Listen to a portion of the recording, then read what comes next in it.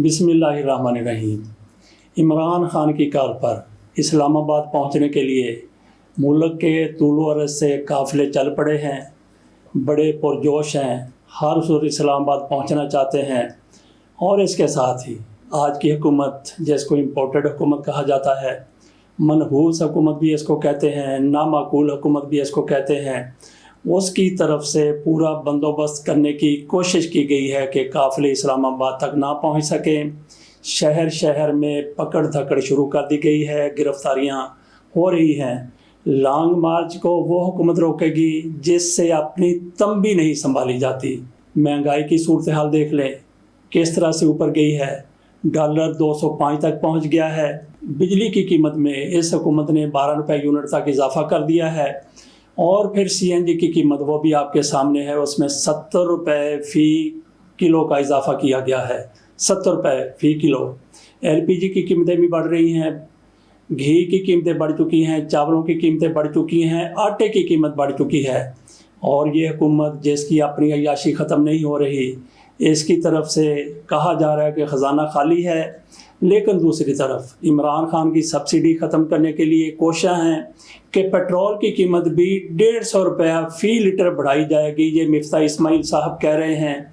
एक तरफ रोना रोया जा रहा है कि हमारे पास पैसा नहीं है, और दूसरी तरफ लोगों को रिश्वत देने के लिए बिजली के बिलों में ये लिखकर कमी की जा रही है कि ये शहबाज शरीफ की तरफ से रिलीफ है। किसी को 800 रुपया रिलीफ दिया जा रहा है, किसी को 1200 रुपया रिलीफ दिया जा रहा है। ये उस हुकूमत की तरफ से किया जा रहा है जो एक तरफ रोना रो रही है कि हमारे पल्ले कुछ नहीं, इमरान खान ने कुछ नहीं छोड़ा था। और फिर आप अखबारात को देख लें किस तरीके से शहबाज शरीफ की तरफ से, पंजाब हुकूमत की तरफ से, जो अपनी जगह पर मौजूद ही नहीं है, जिसका वजूद ही नहीं है, उसकी तरफ से भी रिश्वत दी जा रही है। अरबों रुपए के इश्तिहारात उन अखबारात को दिए जा रहे हैं जो शहबाज शरीफ की पजीराई करते हैं, शहबाज शरीफ को बेजा कवरेज देते हैं और इमरान खान की कवरेज को रोकने की कोशिश करते हैं। इमरान खान का ब्लैकआउट किया जाता है। ना सिर्फ इमरान खान का ब्लैकआउट किया जाता है, बल्कि बाकी पार्टियों को भी उस तरह से पजीराई नहीं दी जा रही जो हुकूमत का हिस्सा नहीं है। वो कौन सी पार्टियाँ हो सकती हैं? हर पार्टी, सियासी पार्टी, तकरीबन जितनी सियासी पार्टियाँ हैं, सारी की सारी इत्तेहादी बनकर हुकूमत का हिस्सा बन चुकी हैं, हुकूमत के साथ शामिल हो चुकी हैं। 16 पार्टियाँ हैं। इनमें से एक TLP है, तहरीक लब्बैक पाकिस्तान, वो इस हुकूमत में शामिल नहीं है। उसका बहुत बड़ा जलसा 2 रोज़ कबल बहावलपुर में हुआ था। अजीमुशान जलसा था। लोग जोक दर जोक आए थे। अल्लामा खादिम रिजवी के चाहने वाले उनके बेटे की तकरीर सुनने के लिए दूर दराज से आए थे। वो एक तारीख सा जलसा था बहावलपुर में। इससे पहले इतना बड़ा जलसा कभी नहीं हुआ, लेकिन उस जलसे की भी कहीं भी आपको कवरेज नहीं नज़र आएगी। लेकिन अगर कवरेज नज़र आई तो आपको उकाड़ा के जलसे की कवरेज नज़र आई होगी। वहाँ पे बराह रास्त जलसा नशर किया जा रहा था, लोग उसमें आ रहे थे। लेकिन जब देखा कि उस जलसे का 10वां हिस्सा भी पंडाल का या जो ग्राउंड थी उसका 10वां हिस्सा भी नहीं भर सका, तो शाम को 6:30 बजे ऐलान कर दिया गया कि यहाँ बारिश बहुत ज़्यादा हो गई है। लेकिन उस वक्त बारिश नहीं हो रही थी। बारिश अल्लाह ताला की तरफ से एक रहमत है।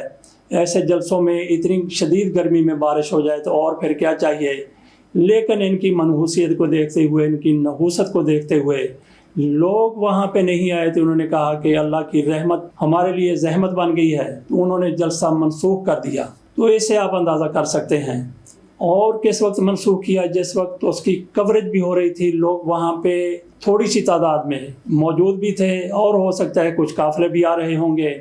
इन काफ़िलों के हवाले से नजम सेठी साहब ने कहा कि मेरी अहलिया बहुत बड़ी रैली लेकर उकाड़ा जलसा में शरीक होने के लिए आ रही थी। लेकिन जुगनू मोहसन के वहाँ पहुँचने से पहले उन्होंने रैली अपनी दिखा दी है। नजम सेठी साहब ने जो जुगनू मोहसन लेकर आ रही थी, उस रैली में कितने लोग होंगे, वो सारे के सारे भी आ जाते तो इस जलसागाह का चौथा हिस्सा या 5वां हिस्सा भर जाता। लेकिन जलसागाह जितनी बड़ी थी, दरख्त काट दिए गए थे। इनको ये था कि लोग बेशुमार वहाँ पे आएंगे, लेकिन इस तरह से लोग नहीं आए।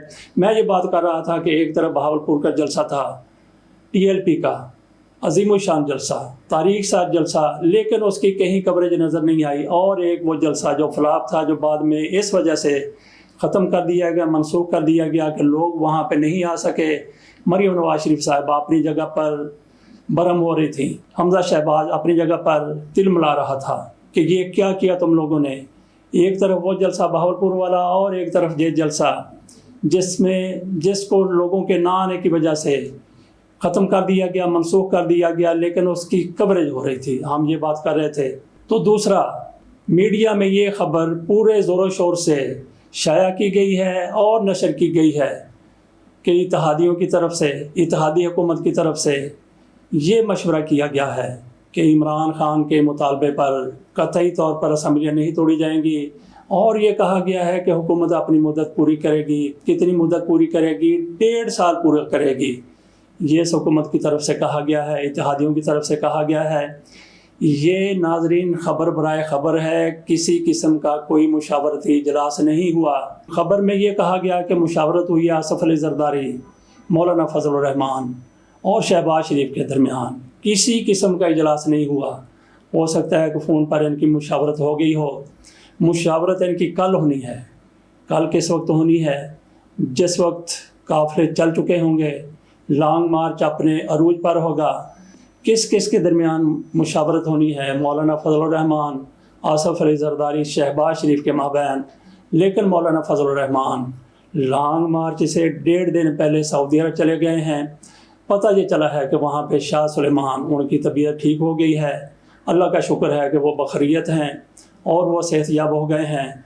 इस मौके पर मोहम्मद बिन सुलेमान की तरफ से, वली अहद की तरफ से खैरात का एक सिलसिला शुरू किया गया है। मौलाना फजल रहमान साहब वो खैरात बंटती हुई देखकर अपना हिस्सा वसूल करने के लिए सऊदी अरब जा चुके हैं। देखते हैं क्या मुशावरत किस किस के दरमियान होती है। इस हुकूमत की तरफ से, मनहूस हुकूमत की तरफ से लॉन्ग मार्च को नाकाम बनाने के लिए हर किस्म का हरबा, हर किस्म का हथकंडा, हर किस्म की गैर कानूनी कार्रवाई की जा रही है। इंतहाई काबिल अफसोस और काबिल मजम्मत इक़दाम भी सामने आ रहे हैं। लोगों के घरों में छापे मारे जा रहे हैं। और तो और अल्लामा इकबाल की बहू, वलीद इकबाल की वालदा नासरा इकबाल के घर पर भी छापा मारा गया है। ना सिर्फ छापा मारा गया है, बल्कि पुलिस गाड़ी उनके गेट से टकरा दी गई है, गेट तोड़ दिया गया। नासरा जवेद इकबाल साहिबा वो साबिक जज हैं, वो कहती हैं कि मैंने कौन सा कानून तोड़ा है, हम तो कानून के मुहाफ़िज़ हैं। लेकिन जब डाकुओं के हाथ हुकूमत आ जाए तो फिर यही कुछ होता है। ये नासरा इकबाल की तरफ से कहा गया है और वाकई डाकुओं के हाथ हुकूमत आ चुकी है और उनकी तरफ से ऐसी कार्रवाइयाँ हो रही हैं। एक साबिक मेजर के घर पर भी पुलिस ने रेड किया था और उन मेजर साहब ने ये समझ के कि पता नहीं कौन लोग आ गए हैं, हमारे घर डाका डालने आ गए हैं, चादर और चार दीवारी का तकद्दस पामाल कर रहे हैं, तो उन्होंने गोली चला दी। तो उन्होंने गोली चला दी, जैसे एक एहलकार शहीद हो गया। तो उस मेजर को और उनके बेटों को गिरफ्तार कर लिया गया। इस मौके पर राजा रियाज की तरफ से अपनी घिनौनी जहनीत सामने लाते हुए राना सनाउल्लाह को शाबाश दी गई है। और ये वही मनहूस है, ये वही मुनहरफ रुकन है जो अपोजिशन वहाँ पे लीडर बन गया है और नूर आलम को पब्लिक अकाउंट कमेटी का चेयरमैन बना दिया गया है। यही हुकूमत है, यही वो लोग हैं जो कहते थे कि अपोजिशन लीडर को अकाउंट कमेटी का चेयरमैन बनाया जाएगा। लेकिन ये दोनों ड्रामे हैं। नूर आलम अपनी जगह पर ड्रामा है, राजा रियाज अपनी जगह पर ड्रामा है। और राजा रियाज की तरफ से एक और मनहूस किस्म का ट्वीट भी किया गया है। उस ट्वीट में वो कहते हैं कि जस्टिस साकिब निसार, जस्टिस गुलजार, जस्टिस उमर अता बंदयाल, जस्टिस एजाजुल हसन, इसके अलावा भी उन्होंने जस्टिस अतर मिनल्लाह, इसके अलावा भी उन्होंने कुछ जजों के नाम लिए हैं। उन्होंने कहा कि ये मुनाफिक जज हैं, क्या किसी आलमी फोरम पे इनको कोई ओहदा दिया जा सकता है? मैं समझता हूँ कि जिन लोगों ने मियां नवाज शरीफ को नाअहल करार दिया था उनमें जस्टिस गुलजार थे, जस्टिस अजमत सईद थे, राजा रियाज ने जस्टिस अजमत सईद का भी नाम लिया है, जस्टिस एजाजुल हसन थे, जस्टिस खोसा थे, आसफ सईद खोसा। मैं समझता हूँ कि जिन लोगों ने नवाज शरीफ को, जिस वक्त नवाज शरीफ के इक़्तिदार का सूरज सवा नेज़े पर था, वो पूरी आमरीत के साथ पाकिस्तान में हुकूमत कर रहा था उस वक्त मियां नवाज शरीफ को इन जजों की तरफ से नाअहल करार दिया गया और पूरे सबूतों के साथ नाअहल करार दिया गया, उनको सज़ा सुनाई गई। ऐसे जज सलूट किए जाने के काबिल हैं। ये छोटे मोटे ओहदे तो क्या, मैं समझता हूँ कि इन लोगों की जिस तरह से कारकर्दगी रही है, जिस तरीके से इन्होंने आमरीत का मुकाबला किया है, इनको नोबेल इनाम भी दिया जा सकता है। राजा रियाज कहाँ बसते हैं, किस तरह की बातें कर रहे हैं। तो मैं ये बात भी कर रहा था कि इत्तेहादियों की इत्तेहादी हुकूमत की तरफ से और लीडरशिप की तरफ से कहा गया है कि हम फौरी तौर पर इलेक्शन के मुतालबे को मुस्तरद करते हैं, हुकूमत कहीं नहीं जा रही। एक तरफ ये कहा जा रहा है, दूसरी तरफ मरियम नवाज शरीफ की तरफ से फौरी तौर पर इंतखाबात करवाने का एक बार फिर मुतालबा किया गया है। वो कहती हैं कि फ़्रेश मैंडेट की ज़रूरत है और इसके साथ साथ वो इमरान खान पर भी चढ़ाई करती हुई नज़र आती हैं। मरियम औरंगज़ेब की तरफ से कहा गया है कि हमारी हुकूमत सोशल मीडिया की आज़ादी पर मुकम्मल यकीन रखती है। हाँ, आप लोगों को सोशल मीडिया ज़्यादा ही पसंद है, जिस पे आप लोगों की वीडियो वायरल करते हैं, वो सोशल मीडिया इस खातून को बहुत ज़्यादा पसंद है। सोशल मीडिया जिस तरह से मादर पिदर आज़ाद हो गया है, इस पर कई पाबंदियाँ लगाने की ज़रूरत है। इस पर बहुत अच्छा मवाद भी मौजूद है, लेकिन इस पर पाकिस्तान के साथ गद्दारी करने वाले लोग भी हैं, अदारों को गालियां देने वाले लोग भी हैं। अदारों को किसी भी तौर पर मतऊन नहीं किया जा सकता, लेकिन अदारों में बैठे हुए कुछ लोगों की हरकतों की वजह से, उनके काम की वजह से, उनके किरदार की वजह से और उनके कमालात की वजह से उन शख्सियात पर उंगलियां ज़रूर उठती हैं, लेकिन अदारे सारे के सारे काबिल एहतराम हैं। तो ये लोग सोशल मीडिया को कह रहे हैं कि हम उनको मुकम्मल आज़ादी देने के कायल हैं, मुकम्मल आज़ादी की ज़रूरत नहीं है, मादर पितर आज़ादी कतई तौर पर नहीं होनी चाहिए। हमने पहले भी बात की थी कि आप रेगुलर मीडिया को क्यों नहीं आज़ाद करते, मुकम्मल क्यों नहीं आज़ाद करते। और फिर सोशल मीडिया नहीं, रेगुलर मीडिया के ऊपर ये लोग आकर क्या क्या बहतान लगाते हैं, क्या क्या झूठ बोलते हैं। और ऐसे झूठ बोलने वालों में, तोहमतें लगाने वालों में, बहतान लगाने वालों में उंगली तारड़ साहब भी शामिल हैं। अता तारड़ साहब, उनकी तरफ से रोज़ एक नया शगुफा छोड़ दिया जाता है।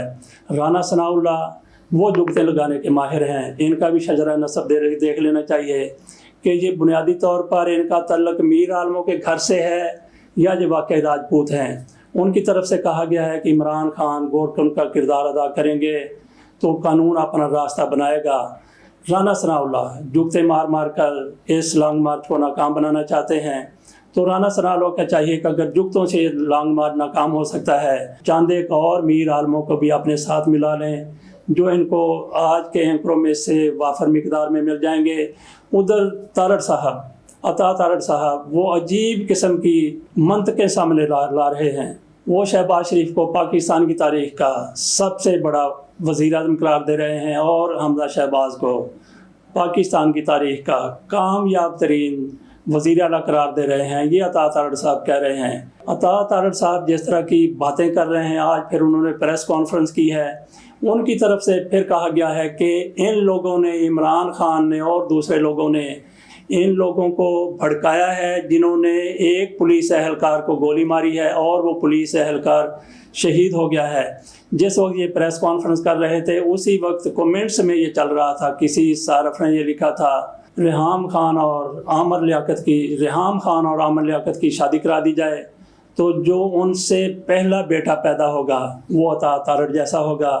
इसके साथ ही इजाज़त दीजिए, हम दुआ करेंगे अल्लाह ताला पाकिस्तान का मुस्तकबिल रोशन बनाए, बेहतर बनाए और ज़माम इक़्तिदार उन लोगों के हाथों में आ जाए जो ईमानदार हैं, दयानतदार हैं। आज की हुकूमत कतई तौर पर आपके सामने है। 60% लोग जुराइम पेशा हैं, इन पर मुकदमा दर्ज हैं, कुछ को सज़ाएँ भी हो चुकी हैं, कुछ पर फ़र्द जुर्म आयद होनी थी।